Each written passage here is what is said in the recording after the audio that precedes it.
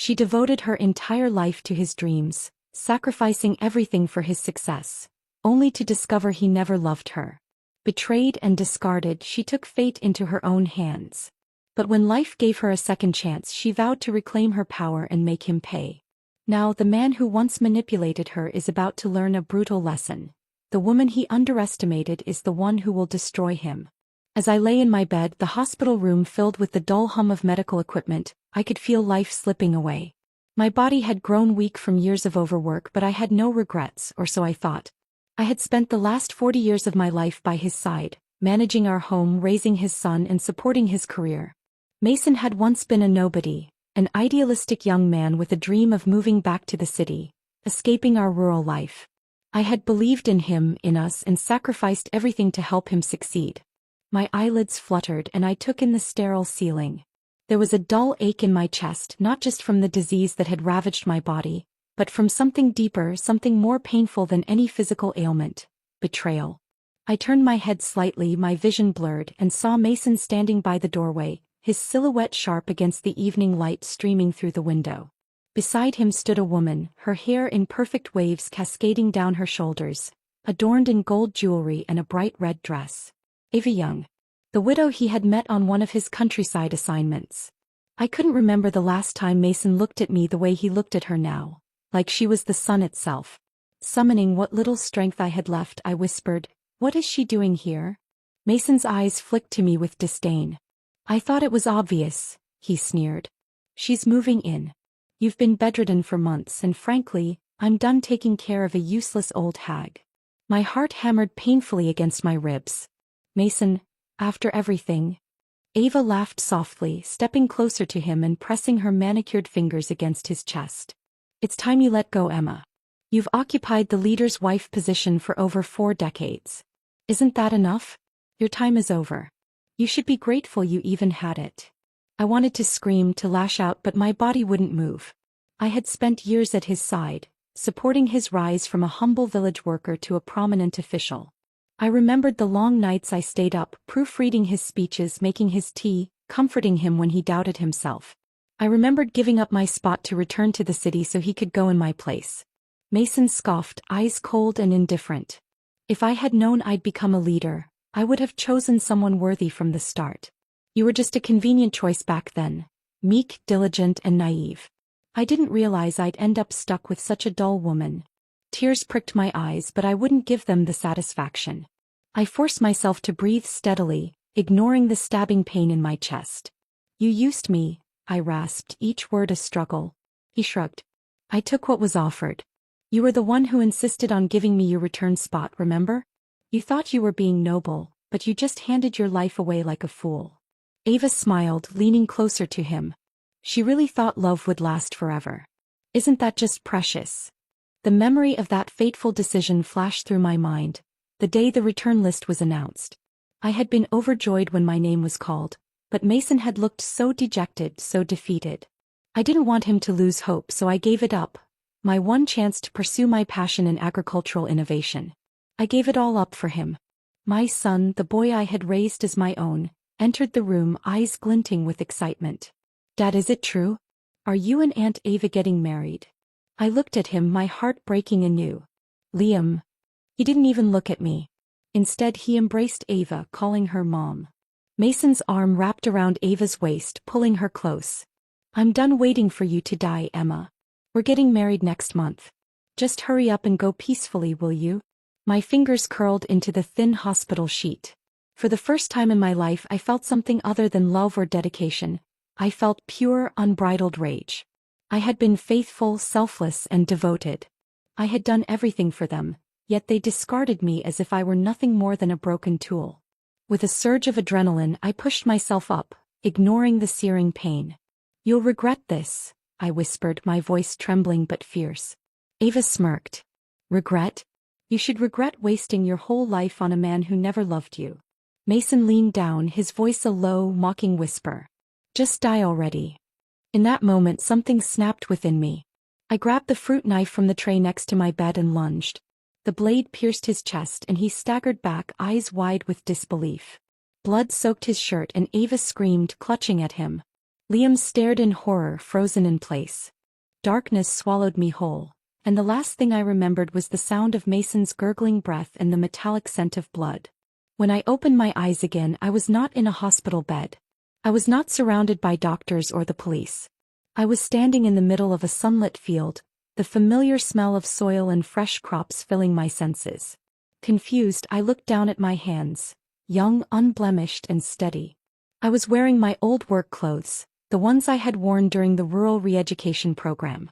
A voice called out from behind me. "Emma, there you are. Mason's about to propose. Everyone's gathering by the barn." I turned slowly and there stood my old friend Rachel, beaming. My mind reeled. How was this possible? I was back in the past, decades before Mason's betrayal, before I gave up my return spot. The realization hit me like a thunderclap. I had been given a second chance, a chance to rewrite my fate. I clenched my fists, determination hardening my resolve. This time I would not give up my dreams for anyone. I would not sacrifice my happiness for a man who didn't deserve it. And I would not, under any circumstances, let Mason Blake ruin my life again. With a slow, cold smile, I whispered to myself, "Mason, you won't even see it coming." The sun continued to shine brightly on the field as I began my journey toward the barn, where Mason awaited, still the same charming liar I once loved. This time I would be the one writing the story, my story. The path to the barn was well-trodden, framed by wildflowers and tall grasses swaying in the breeze. My heart thudded in my chest, not with the nervous excitement I had once felt for Mason, but with cold, calculating determination. I had been given a second chance, and this time, I wasn't going to waste it on love that would only end in betrayal. I could see the villagers gathered near the barn, a sense of festive anticipation in the air. My past self would have been thrilled, blushing and giddy, eager to hear Mason's grand proposal. Now, with the clarity of a lifetime of pain and betrayal, I couldn't help but feel disgusted by the memory. As I approached the barn, I caught sight of Mason looking dapper and confident, his eyes scanning the crowd. Next to him stood Ava Young, already hanging on his arm with a smug smile, oblivious to the chaos she would one day cause. My stomach churned, but I swallowed the bitterness. Not yet. I couldn't afford to make mistakes. This time I would keep my feelings and intentions hidden until the right moment. I needed to play the role of the naive, devoted Emma for just a little while longer. Rachel rushed over to me, grabbing my hands. "There you are. I thought you were going to miss the big moment." Her smile was genuine and I couldn't help but feel a pang of guilt. She had always defended me, even when Mason's true colors were revealed. I squeezed her hands back, forcing a smile. "I wouldn't miss it for the world," I replied, my voice steady and bright. Rachel eyed me suspiciously. "Are you feeling okay?" "Look different. More confident." I gave a small laugh, brushing off her concern. "Just nervous, I guess." Before she could respond, Mason's voice boomed over the gathered crowd. "Thank you, everyone, for coming here today." His tone was deep and commanding, just as I remembered. I watched him closely, my heart cold. He had always been good at playing the part of the devoted lover when it suited him. "I've known Emma for years," he continued, gesturing toward me. "She's always been there for me, loyal, hardworking, supportive. Today I want to make it official." He moved forward, reaching for my hand. I let him take it, feeling the familiar warmth, but this time it didn't make my heart flutter. It made me feel trapped. "Emma," he said, looking deeply into my eyes. "Will you marry me?" The crowd erupted in applause and cheers, and Rachel wiped away a happy tear. I looked at Mason, forcing a soft smile. "Yes," I whispered, just loud enough for him to hear. His face broke into a grin and he pulled me into a tight embrace. I felt suffocated, but I didn't pull away. Not yet. He needed to think I was still his, still the obedient, devoted Emma who would give up anything for his happiness. Ava's face twisted in barely concealed jealousy, but she quickly masked it with a forced smile, clapping along with the others. I knew that she wasn't happy. Even back then she had set her eyes on Mason, seeing his potential to become a leader. Little did she know this time I wouldn't give her the satisfaction of seeing me destroyed. The villagers congratulated us and Mason kept his arm around me, beaming as if he'd won a prize. I caught snippets of conversations as people whispered about how perfect we looked together. My stomach churned. They had no idea that the man they admired would one day betray me without a second thought. As the crowd dispersed, Mason leaned close, his lips brushing against my ear. You made me the happiest man alive, Emma. I forced myself to smile. I'm happy too, I lied. Rachel pulled me aside as Mason was pulled into a conversation with the village elders. You seem off, she whispered, glancing over her shoulder to make sure Mason wasn't listening. Are you sure you're okay? You don't have to marry him just because it's expected. I looked at her, my heart swelling with gratitude. In my past life, I had been too blinded by love to see how much she cared for me. I placed a hand on her shoulder. Rachel, you're a good friend. I'm fine really. I just have a lot on my mind. She nodded, still unsure but didn't push. I knew I would need her support later, but for now I had to maintain the illusion. That evening, after the celebration had died down, I sat alone on the porch of my small house, staring at the stars. In my past life, I would have been too busy dreaming about my future with Mason to notice the warning signs. I would have been preparing for our life together, making plans to support his career and dreaming of starting a family. Now I knew better. I was deep in thought when I heard footsteps behind me. I didn't have to turn to know it was Mason. He sat next to me, his presence almost suffocating. I didn't think you'd be out here alone, he said, his voice low and smooth. Everyone's been asking about you. You're the talk of the village. I kept my gaze on the sky. I needed some air. He reached out, brushing his fingers through my hair. I resisted the urge to pull away. You really do love me, don't you? He asked, almost as if he couldn't believe it. I turned to him, keeping my face soft and adoring. Of course I do. I always have. His smile widened and he kissed my forehead. Good. I was worried that maybe you were having second thoughts. I wouldn't change my mind about you, I said, masking my disgust with a gentle smile. He looked relieved. You're too good for me, Emma. Sometimes I wonder how I got so lucky. I had to bite my tongue to keep from laughing bitterly. Lucky? He didn't realize how true that was. He had been lucky that I had loved him enough to give up everything for him once. This time his luck had run out. The next few weeks were a blur of preparations for the wedding. I stayed compliant and sweet, playing the perfect fiancé while quietly gathering information. I needed to secure my position for the future without tipping Mason off. My plan was simple: secure the return spot to the city on my own merit. I wouldn't make the mistake of sacrificing my dreams again. One afternoon, as I was gathering herbs near the outskirts of the village, I heard Ava's voice. She was talking to one of the other women from the village, her tone haughty and proud. Once Mason becomes a leader, things will change around here, she boasted. Emma is just the placeholder until then. I'll be the one by his side in the city. The woman laughed nervously. But he's marrying Emma. Ava scoffed. Please. Mason just needs her for now. Once he's promoted, he'll drop her like a bad habit. I'll make sure of it. I bit the inside of my cheek to keep from confronting her. Let her think she had the upper hand. The more they underestimated me, the easier it would be to take back what was mine. Walking back to the village, I couldn't help but smirk. Ava's arrogance was her weakness, just as Mason's ambition was his downfall. They thought they were invincible together, but this time I would be the one to walk away victorious. I wouldn't just survive. I would thrive. And when Mason realized he had lost everything, it would already be too late. This time I would protect my future, and I would watch Mason destroy his own. The following days were filled with wedding preparations, and the entire village was bustling with excitement. I played my role to perfection, demure, loving, and deeply in love with Mason. I couldn't afford to show any sign of doubt or hesitation, not while I was carefully laying the groundwork for what would come next. Every morning I would help with the farm work, feigning my usual cheerfulness, but my mind was always racing.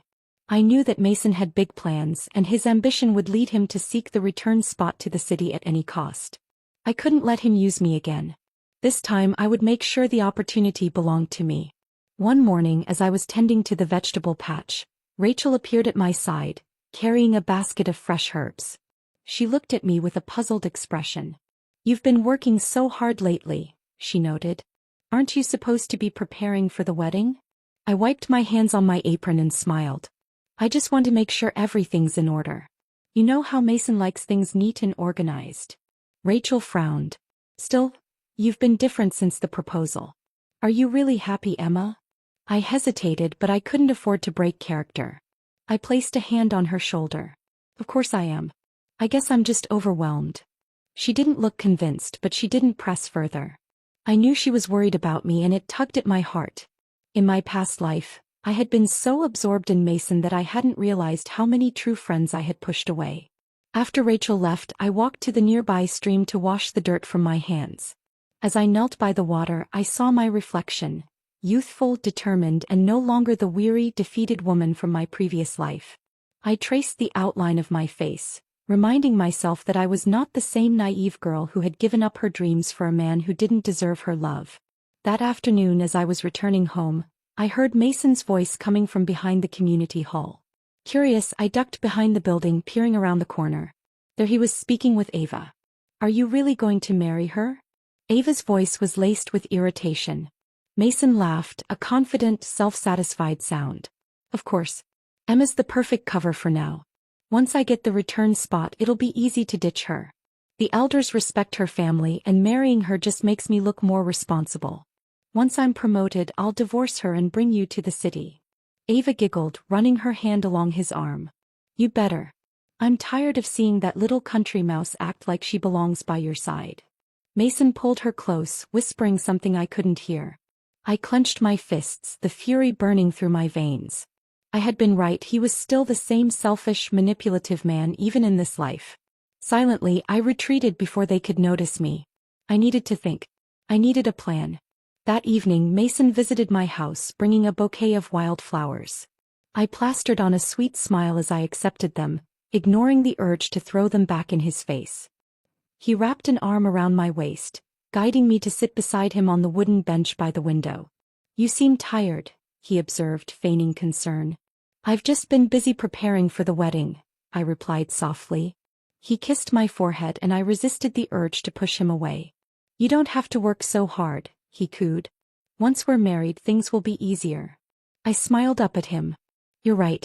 I just want to make everything perfect." He seemed pleased with my response, leaning in to kiss me. I allowed it, though my stomach twisted. If he noticed my hesitation, he didn't show it. After a few moments, he pulled back, his expression serious. "I spoke with the village leader today," he said. "The return list will be finalized in a few weeks. My name's sure to be on it." I tilted my head, playing dumb. "Are you sure?" His grip tightened around my waist. "Of course. I've done everything right. Networking, building alliances. I just need to make sure that nothing jeopardizes my chances." I nodded, keeping my face passive. "That's wonderful news." He smiled smugly. "And once we're in the city, life will be different. Will be important. You'll be the leader's wife, and I'll make sure you're well taken care of." I almost laughed. He really thought I would still be around when that day came. The following day, I began to put my plan into motion. I knew that I couldn't simply take the return spot away from him without good reason. I needed to prove that I was more valuable to the community. I started volunteering more around the village, helping the elders with their crops and organizing community events. I taught the younger children basic agricultural techniques and introduced new methods to improve crop yields. My skills and dedication didn't go unnoticed. People began praising me, thanking me for my hard work and calling me a blessing to the village. One afternoon, while I was demonstrating a new irrigation technique, the village leader approached me, his gaze thoughtful. "Emma, your innovations have really made a difference," he said. "The council has taken notice." I bowed my head humbly. "I'm just trying to help where I can." He smiled warmly. "We're discussing the return list soon. I'll be putting in a good word for you."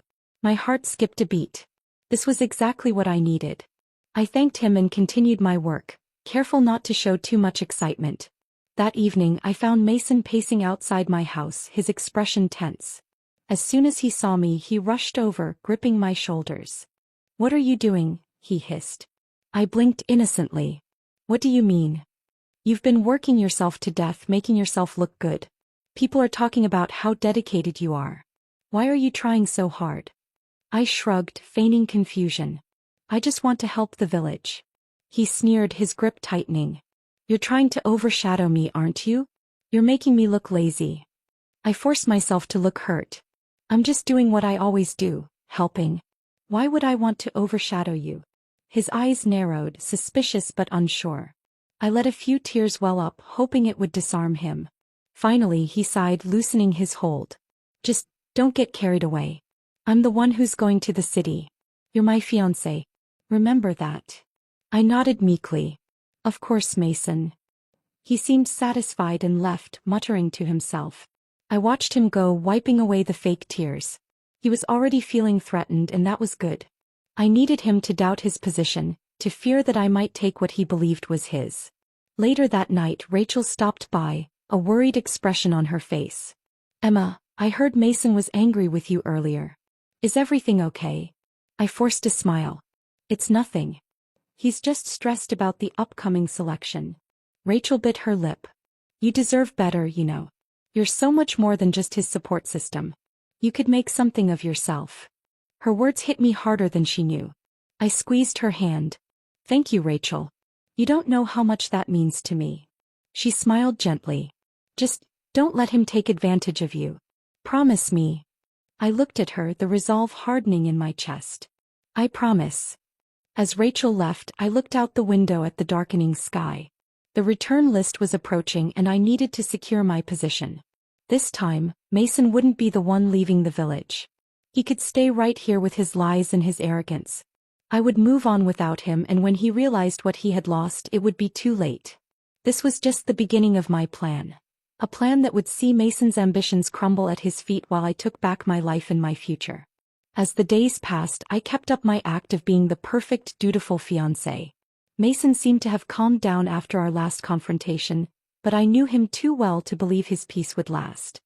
His ambition was a ravenous beast, and I had no intention of feeding it any longer. My days were spent working with the villagers, teaching new methods and organizing small improvements in the farming techniques. I deliberately kept a low profile when Mason was around, allowing him to bask in his perceived superiority. Meanwhile, I built alliances quietly, gaining the villagers' trust and admiration. One afternoon, while I was helping repair the roof of the community center, the village leader, Mr. Connors, approached me with a smile. Emma, he said warmly, you've truly made a difference here. Your hard work and dedication have inspired everyone. I've already put in a recommendation for you on the return list. I feigned surprise, my eyes widening. Me? Really? I don't know what to say. He chuckled. It's well deserved. The community needs leaders who not only think about themselves but also uplift others. You've shown that spirit. My heart leapt, but I kept my excitement under control. Thank you, Mr. Connors. I just want to help the village prosper. He patted my shoulder before moving on to supervise the workers. I watched him go, my mind whirling. The groundwork was set, but I still needed one final move to secure my spot.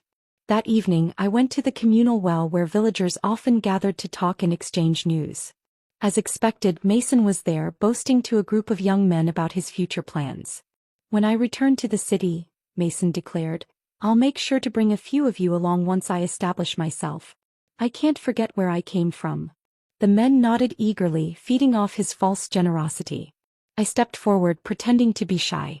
Mason, I called softly. Can I talk to you? He turned, his expression hardening. What is it, Emma?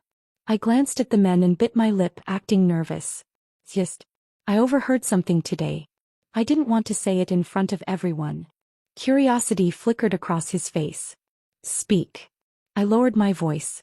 Some of the village council members were discussing the return list. They mentioned that they're looking for someone with practical skills, someone who's made a tangible impact recently. His expression shifted, suspicion creeping in. And? I shrugged, feigning ignorance. I just thought you'd want to know. They seemed really impressed with the new irrigation system I helped set up.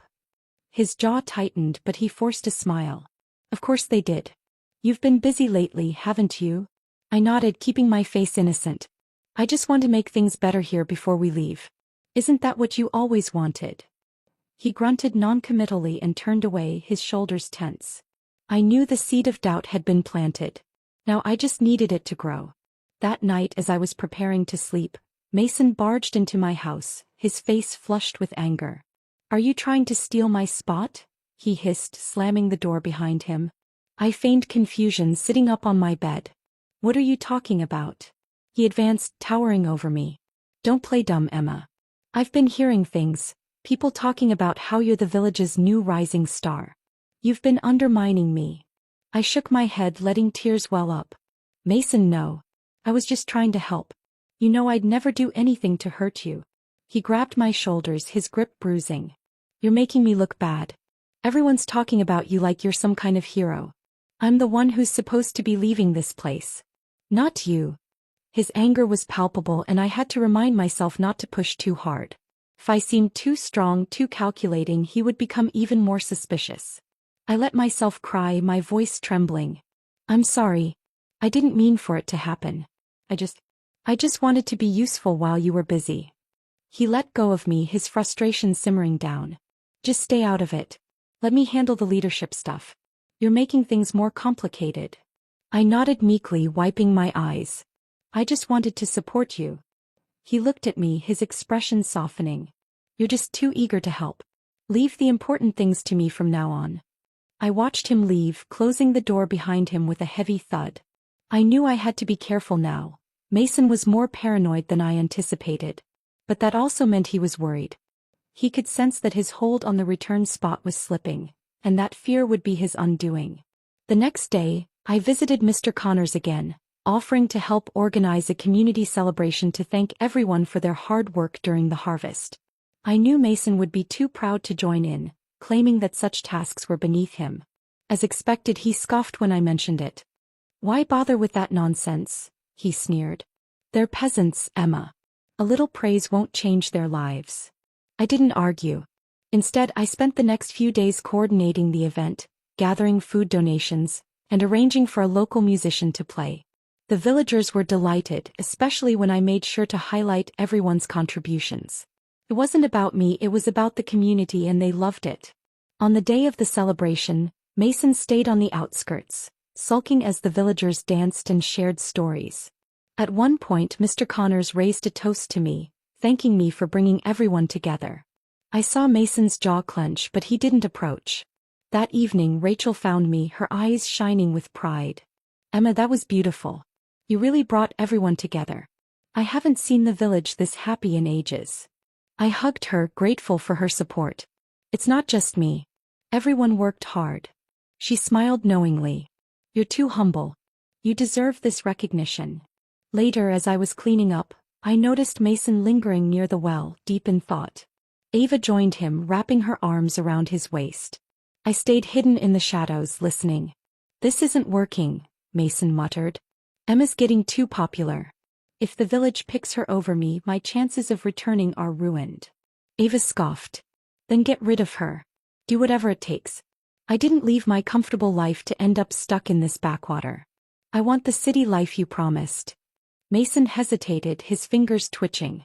If I push her too hard, people will notice. I need to find a way to make her step back willingly. Ava's voice turned icy. Then make her look like a fool. Make her seem untrustworthy. You're good at that. Mason nodded slowly, his eyes darkening with a plan. I slipped away before they could notice me, my mind racing. He was planning to ruin my reputation, to make me look incapable or dishonest. I had to counter his move before he made it. A plan began to form in my mind, one that would not only protect my position but also reveal his true colors. I wouldn't let Mason manipulate me again. This time I would pull the strings, and when the trap snapped shut he wouldn't even know what hit him. As I lay in bed that night, my resolve hardened. Mason wanted to play dirty? Then I would beat him at his own game. This time I wouldn't just survive. I would come out victorious, leaving him trapped in the mess he created. The morning sun filtered through the window, casting golden patterns on the floor. I had hardly slept, my mind running through every possible scenario. Mason was plotting to discredit me, and I knew I had to act swiftly. My earlier plan to quietly gain favor was no longer enough. I needed to expose Mason before he could turn the village against me. After breakfast, I made my way to the village leader's house. Mr. Connors was outside, discussing the upcoming selection process with some of the elders. As soon as he spotted me, he smiled warmly. Emma. Just the person I wanted to see. He greeted. We were discussing the selection criteria and your name came up more than once. Your contributions have made a significant impact. I forced a modest smile. I'm just happy to help. Actually, I wanted to talk to you about something important. He raised an eyebrow intrigued. Go on. I glanced at the other elders, ensuring I had their attention. I've heard some troubling things. I don't want to accuse anyone unfairly, but it seems that someone might be trying to manipulate the selection process. The men exchanged curious glances. Mr. Connors gestured for me to continue. I overheard Mason talking to Ava. He mentioned trying to discredit me so that his name would remain at the top of the list. He's planning to spread rumors that I'm only pretending to help the village to secure the return spot. The village leader's expression hardened. That's a serious accusation. Are you sure? I nodded, letting my voice waver slightly as if I were struggling with guilt. I didn't want to believe it at first. But Mason's been acting strangely and he's been getting more aggressive. I just thought you should know in case something happens. One of the elders, Mr. Henley, stroked his beard thoughtfully. Mason has always been ambitious, but we will keep an eye on him. Thank you for being honest, Emma. I thanked them, hoping my warning would plant seeds of doubt. The next step was to make Mason reveal his true colors without directly confronting him. I needed him to think he was still in control while I tightened the noose around his ambitions. Later that day, I visited Rachel, who was chopping vegetables in her garden. She looked up and waved. Hey Emma. You look like you've been through a battle, she joked. I gave her a weary smile. It feels that way. Rachel, can I ask you something? She wiped her hands and gave me her full attention. Of course. Taking a deep breath, I leaned closer. Do you remember how Mason's been acting lately? I'm starting to feel like, I don't know, that he's trying to sabotage me. Her eyes widened. Why would he do that? I hesitated, letting the tension build. I heard him talking to Ava about making me look bad to secure his spot. He thinks I'm getting too much attention from the village. Rachel's face darkened. That snake. I knew something was off about him. You've been working so hard to help everyone and he's threatened by it.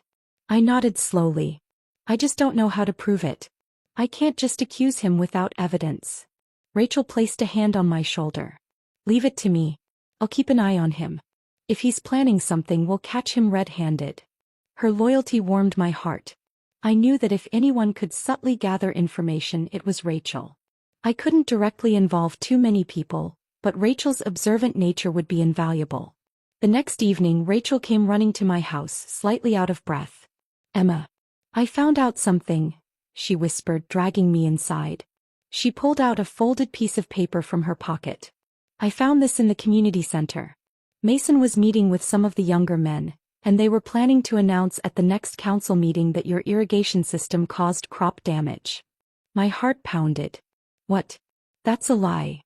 Rachel nodded, fuming. Exactly. I checked the fields myself. Your system actually improved the yield. He's spreading false rumors to make you look incompetent. I clenched my fists, anger boiling inside me. We can't let him do this. Rachel grinned mischievously. I have an idea. Let's use his own lies against him. The next day, I deliberately stayed away from the fields, giving Mason the opportunity to put his plan into motion. I needed him to think I was oblivious. Meanwhile, Rachel gathered the younger men at the site, pretending to inspect the crops. As expected, Mason appeared, acting concerned. I heard the crops are wilting. Emma's new irrigation system might have been too harsh on them, he announced loudly. One of the younger men looked skeptical. But the yields have increased. I saw it myself. Mason waved a dismissive hand. Temporary improvement. The soil is losing nutrients. We need to report this to the council before it's too late. Rachel, ever the actress, gasped dramatically. Oh no. Are you saying Emma's project is failing? Mason nodded, eyes gleaming. I warned her not to meddle without consulting experienced farmers. Now it's backfiring. Rachel gave him a sly smile. Good thing I asked Mr. Connors to check on the fields yesterday. He made notes on the yield and said it's the best we've had in years. You should tell him about this issue, to clarify. Mason's face blanched. He hadn't expected the village leader to have already inspected the crops. He stammered, trying to come up with an excuse. I just meant, sometimes it looks good at first, but long term. Rachel raised an eyebrow. Maybe we should all go together and report your concerns to Mr. Connors. I'm sure he'd love to hear your thoughts. The younger men murmured in agreement, some already walking towards the leader's house. Mason's face twisted with frustration. He couldn't back out now without admitting he was lying. Desperation flashed in his eyes and he abruptly turned away, muttering that he needed to check something. I watched from a distance, satisfied. His lie had crumbled and his credibility took a hit. That evening, Rachel relayed how the village leader dismissed Mason's complaints, stating firmly that Emma's work was beneficial and well documented. Mason had stormed off, fuming, his plan thoroughly thwarted. Later that night, Mason showed up at my door looking furious. "Why did you do that?" he demanded. "I played innocent." "Do what?" "Undermine me. You made me look like a fool." I shook my head calmly. "You did that all by yourself. I never asked Mr. Connors to check the fields. You did indirectly when you started spreading lies." His face twisted in rage. "You think you're so clever, don't you? I know what you're doing. You're trying to steal my future." I stared at him, my voice steady and low. "I'm just working hard like I always have. If that makes you feel threatened, that's your problem, not mine." He stormed out, slamming the door behind him. I watched him go, my resolve solidified. He was unraveling and I didn't need to directly confront him. His paranoia and desperation would do that for me. Mason didn't realize it yet, but he was digging his own grave. I just had to keep nudging him down the path. The next morning, news spread around the village about Mason's failed attempt to discredit me. The villagers seemed less inclined to trust him, and some even approached me expressing their support. It was working. Mason's reputation was slowly crumbling, and he had no one to blame but himself. It was time to escalate. I needed one more push to ensure the council saw him for who he truly was. The final act was approaching and I would make sure it was a spectacle he couldn't recover from. The next few days were tense. Mason had withdrawn from public view, licking his wounds after his failed scheme. I knew he wasn't giving up. He was just regrouping, planning his next move. I needed to strike while his credibility was still shaky, and I had just the plan to do it. Word had spread about his failed attempt to discredit my irrigation system. The villagers were growing increasingly wary of his intentions, and I knew that one more major mistake on his part would completely destroy his image. To make that happen, I needed to manipulate his ambition, using his own arrogance against him. One evening, as I was cleaning up the community center after a meeting, Mr. Connors approached me with a thoughtful look on his face. "Emma, I've been considering something," he began. "With the return list approaching, we need to submit a final proposal for our village's agricultural improvements. Your irrigation system is remarkable, but I was wondering if you'd be willing to present it at the council meeting next week." I couldn't believe my luck. "Of course. I'd be honored." He nodded approvingly. "Great. I'll make sure the council knows that your work has significantly improved our crop yields. It could really boost your chances of being selected." I couldn't help but smile. This was the perfect opportunity. If Mason tried to interfere, he would only make himself look worse. The night before the meeting, I casually mentioned to Rachel that I was feeling nervous about my presentation. Knowing how gossip spread, I made sure a few others overheard as well. Sure enough, the next morning, Mason showed up at my doorstep looking far too confident for my liking. "I heard you're presenting your irrigation project to the council," he said, trying to sound casual. I nodded, keeping my voice meek. "Mr. Connors asked me to. I'm a bit worried. I've never spoken in front of so many people." He smirked. "You'll be fine. Just be honest about how you came up with the idea." I raised an eyebrow. "What do you mean?" His smile grew sharper. "You should probably mention how I helped you design it. You wouldn't want to seem like you're taking all the credit." I bit back a laugh. "But you didn't help with that project." He scoffed. "Emma, come on. You wouldn't have done any of that without my support. If you don't mention me, people might think you're ungrateful. You wouldn't want that, would you?" I forced a worried expression. "I didn't realize." He patted my shoulder. "Just remember to give credit where it's due. I'll see you at the meeting."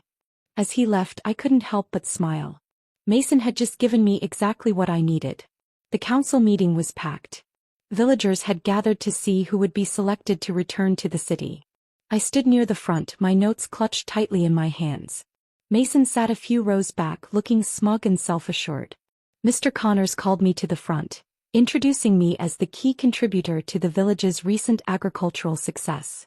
I took a deep breath and stepped forward. I began by explaining the new irrigation system, how it worked and how it had improved the yield. The council members nodded in appreciation, taking notes as I spoke. Then I paused, pretending to look hesitant.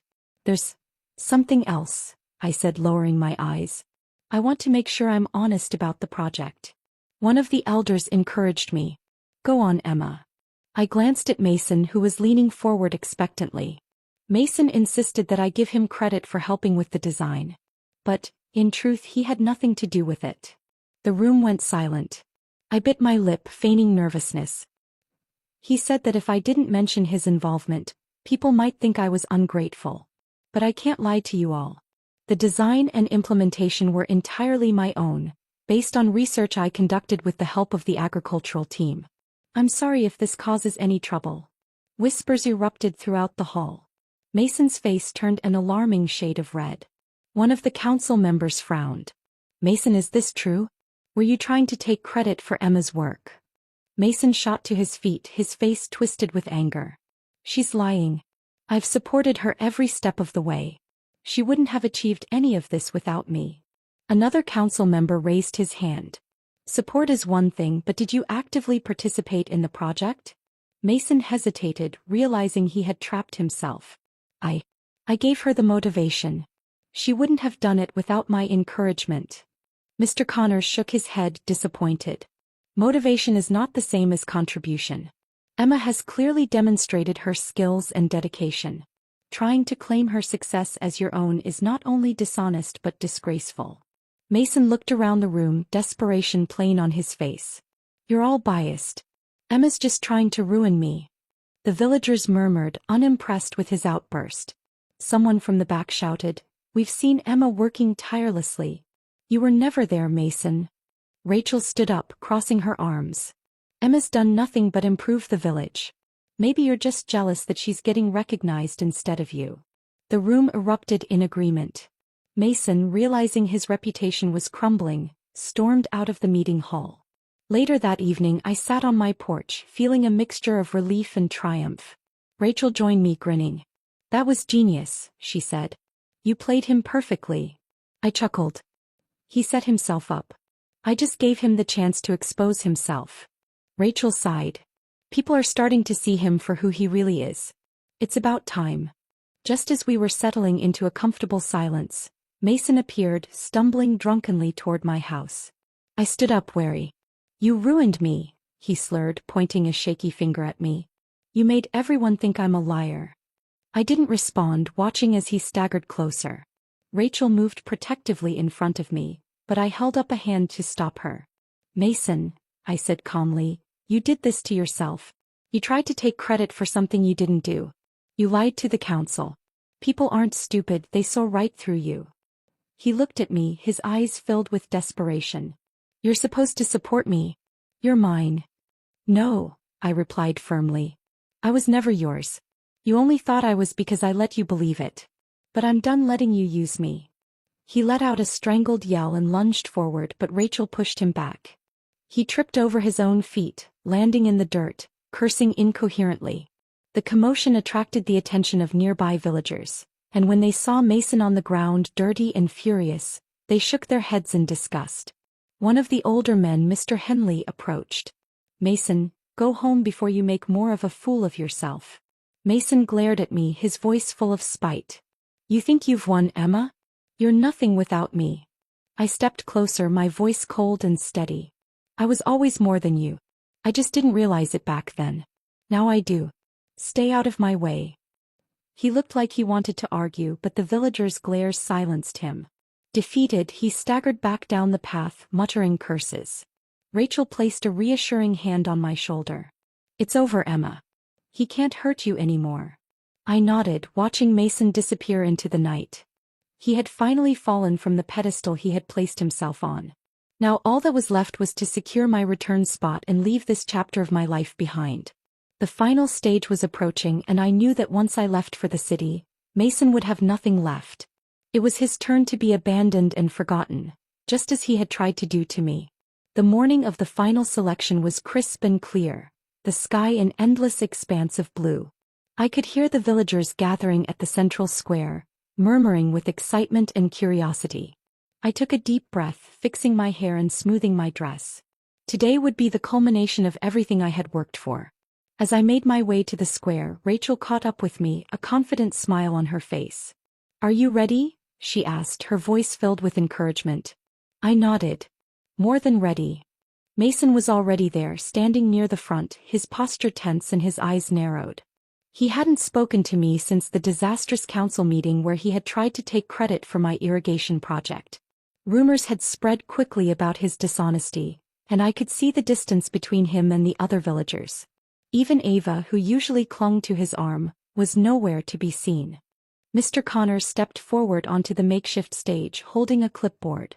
His calm, authoritative voice carried over the crowd. "Thank you all for being here. Today we announce the chosen candidate for the city return spot. The decision was not made lightly, as we considered both contributions to the village and potential for future success." My heart pounded and I could feel Mason's eyes boring into the back of my head. I kept my gaze fixed on Mr. Connors, my expression composed. "The candidate we have selected," he continued, "is someone who has demonstrated not only dedication but also the ability to inspire growth and progress within our community." There was a brief pause and I could feel the tension rising. Emma Lane stepped forward. The crowd erupted into applause and cheers. Relief washed over me and I took a few steps forward, my hands trembling slightly. Mr. Connors shook my hand, smiling warmly. "Congratulations, Emma," he said. "Your hard work and innovative thinking have truly benefited us all. We believe you will represent our village well in the city." As I turned to face the villagers, I caught sight of Mason's face, ashen, his mouth agape. The reality of his loss was finally sinking in. One of the elders stepped forward. "Your dedication to the community has earned our respect, Emma. You'll do great things." I thanked them all, trying to keep my composure. Out of the corner of my eye, I saw Mason pushing through the crowd, his expression wild. "This is a mistake," he shouted. "I'm supposed to be the one leaving. I've put in years of effort. She just showed off for a few months." Mr. Connors frowned, raising his hand for silence. "Mason, your actions have spoken louder than your words. You tried to undermine Emma and take credit for work that was not your own. Leadership is not about ambition alone, it's about integrity." Mason's face twisted with rage. "You're all just biased. She's manipulating you." I took a step forward, addressing the crowd. "Everyone here knows how much I've worked to improve our village. I didn't do it for recognition or to compete. I did it because I believe in this community. I've always been proud of where I come from, and I want to make sure that our village has a future." A murmur of agreement spread through the crowd and Mason's shoulders slumped. He turned to the villagers, desperation seeping into his voice. "You can't just give her everything. I deserve this," he cried out. A voice from the back of the crowd shouted, "You lost our respect when you tried to bring Emma down, Mason." Another chimed in, "We need someone who can lead without lies." Rachel stepped forward, her voice carrying over the noise. "It's time you faced reality, Mason. You're not the man you think you are. You used Emma, lied to everyone, and now you're facing the consequences."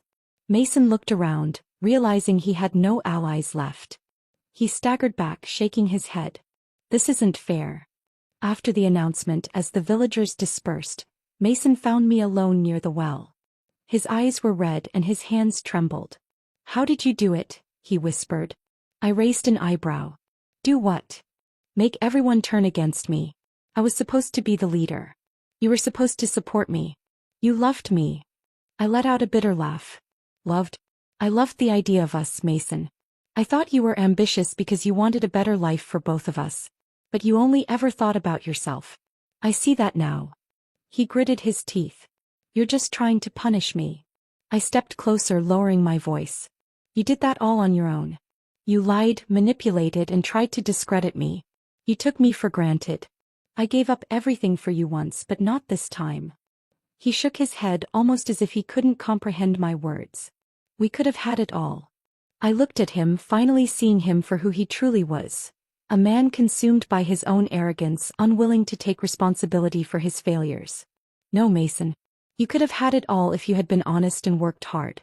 Instead, you chose the easy way, using others to get what you wanted. I don't owe you anything." Tears filled his eyes and he seemed on the verge of collapse. "Emma, please. I turned away, unwilling to hear any more of his pitiful pleas. It's over, Mason. You've lost. The day of my departure arrived quickly. Rachel helped me pack, her eyes misty with both pride and sadness. I'm going to miss you, she said, giving me a tight hug. I hugged her back, grateful for her unwavering support. I'll come back to visit. I promise. As the cart pulled up to take me to the city, a familiar figure stumbled out of the nearby alley, Mason looking disheveled and lost. He staggered toward me, his voice desperate. Emma, don't leave me. I can't stay here without you, he cried. I met his gaze, unwavering. You'll have to learn to stand on your own, Mason. You've spent too long leaning on others. It's time to take responsibility for your own life. His face crumpled and he sank to his knees. I climbed onto the cart without looking back. As the wheels began to turn, I heard his voice one last time shouting my name. But I didn't stop. I didn't turn around. I had given him more chances than he deserved, and I wasn't going to waste another moment on someone who had spent his life tearing me down. As the village faded from view, I felt a sense of freedom like never before. I was moving forward, finally living for myself. The city awaited, and with it, endless possibilities. In my heart, I knew that Mason would never change. His ambition would always blind him to the truth, and his pride would be his undoing. But I didn't need to worry about him anymore. I had my own life to live, and for the first time I was in control. A new chapter was beginning, and I was ready to embrace it, without Mason, without regret, and with the unbreakable resolve to never be anyone's pawn again. The end.